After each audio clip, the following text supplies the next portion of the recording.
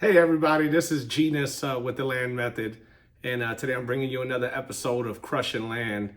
Um, Today I want to discuss a topic that's kind of been going around in our Facebook group, online, over the phone while I'm having conversations with other students, and that is lower response rates on mailings.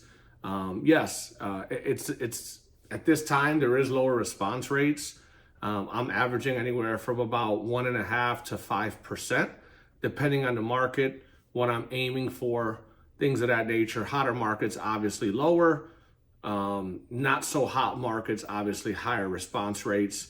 And, a lot of people out there teach, hey, you're getting lower response rates, send more mail. Well, that is possible. Not everybody has the financial capability to be able to do that. So in a case where, say you're sending out 500 letters a week and you're getting 2.5% response rate, you're looking at roughly 13 calls, right? Yeah, you can just mail and let the call center take the calls and kind of do all of that, but why not maximize your ability to convert more leads into deals by doing a few of the little things that I'm going to discuss right now, which number one is take the calls yourself. I mean, if you're getting 10 to 13 calls a week, 15, 20 calls a week, it's possible that you can take some or the majority of those calls and kind of find out the motivation, kind of build some rapport, find out, if they're just looking for an offer and being a tire kicker, or if they truly really looking to sell that lot. And, asking the proper questions to dive a little bit deeper to find out what their true motivation is, so you can hopefully capitalize and be able to send them an offer that they're going to accept, right? Just because a lot of people give you a number doesn't necessarily mean that is a definite number. That's the only way they'll sell is that number. More times than likely, they are willing to accept a little less, especially if you kind of, do your homework, do the proper due diligence, and are able to present them with an offer that kind of makes sense to them. So again, find out what their motivation is. I'll give you an example. If it's someone that, let's say, inherited the property, they don't live in the area, and they're like, look, I'm looking to get rid of it. Yes, at that point, I'm going to probably offer them a little bit less than, or right around what I would offer anybody else, just blindly.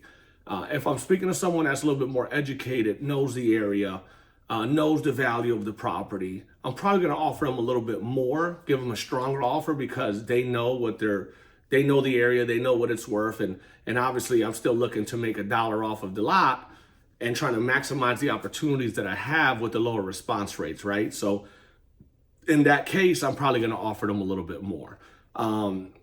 Another thing is follow up with these people. If you mail them an offer, follow up after you mail them an offer with the ringless voicemail, with an email, with the text message, something that just shows that you're seriously interested in purchasing the lot, and that can help, obviously, you convert more of these deals, right?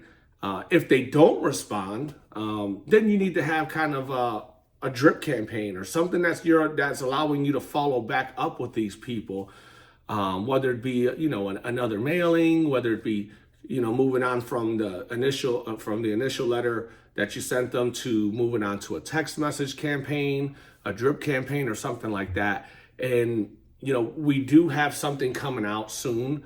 A CRM that's going to have an all-in-one platform that you're going to be able to do everything right from this CRM. So stay tuned for more details on that in the coming weeks, if not sooner. In hotter markets, or where properties are valued more, just remember the calculator is more of a guide. It's not an end-all be-all. Right? And what I mean by that is, I know a lot of the newer people, they kind of take that calculator, they plug the numbers in, and, they send offers out. Again, that's just a guide. In hotter markets, you may have to offer more money than what the calculator states at that given time. And that's okay. So in a case like that, for example, a hotter market, what I'm going to do is I'm going to offer a little bit more money, or on higher price lots, for example. So $100,000 lot, right? The calculator is going to tell you to offer 50%, 50,000 roughly, or something like that. Whereas I'll go up to 70,000 in certain instances, right? If I know it's a hot area, if I know it's truly worth $100,000, I can offer a little bit more so I can still make $1. And what I mean by that is, if take away what you're looking to make, right? And in this case, I'd probably be looking to make around $15,000 or so, you know, on the lot. Some people are okay making $5,000 to $7,000, $8,000. So just take out what you're looking to make. Take out a few thousand for closing costs. I always say $1,500, $2,000. I always round it up just to be on the safe side. Every state is different. So, you know, for example, Florida is really inexpensive, whereas you go to California, it's really expensive. So there's a difference as far as closing costs based on what state you're in. So take that into account. And then take into account a spread of money for price drops, right? So if it doesn't sell right away, you got to drop the price. If it doesn't sell, you got to drop the price. So in this case, at $70,000, I have about $13,000 in price drop enough.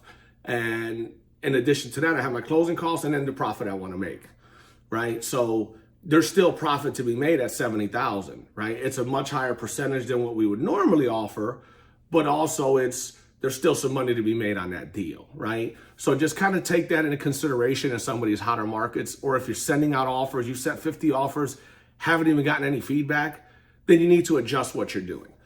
So you always got to be testing and tweaking your business in order to stand out, especially in times when response rates are a little bit lower, you know, and things like that. So the final tip I'll give you is second offers. I know people talk about this a lot, but the reality is a very small percentage of people are actually really sending out second offers. And this is a huge advantage to those that are doing it, because you're going to get leads and more opportunities to convert by sending out that second higher offer, right? And doing it in a timely manner. You don't have to do it every month. You don't have to do it every week, but every quarter, every few months, kind of take all those offers you send them a second offer with a little higher price. And if you did your research correctly initially, where you know what offer you sent and you know that market is still going up, then obviously you should know, you know, what second offer to send. And we do discuss that in the program in the Land Riches Blueprint. So, you know, again, go back through the system if you have it. If you don't, you probably have another land program. They should discuss second offers on there.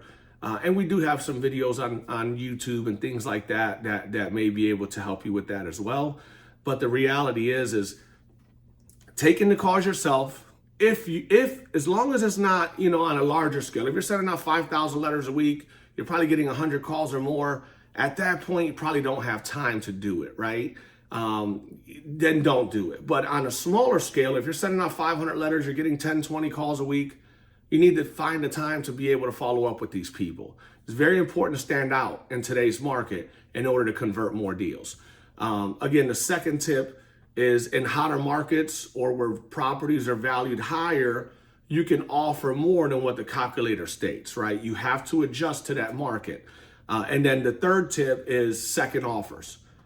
Be a part of that small percentage of people that are doing it. It will change the outcome of your real estate investing business, right? So with that being said, you know, make sure to stay tuned, stay active in the group, ask questions. And yeah, we look forward to continue to bring you great content. I hope you guys are having a great day. Peace.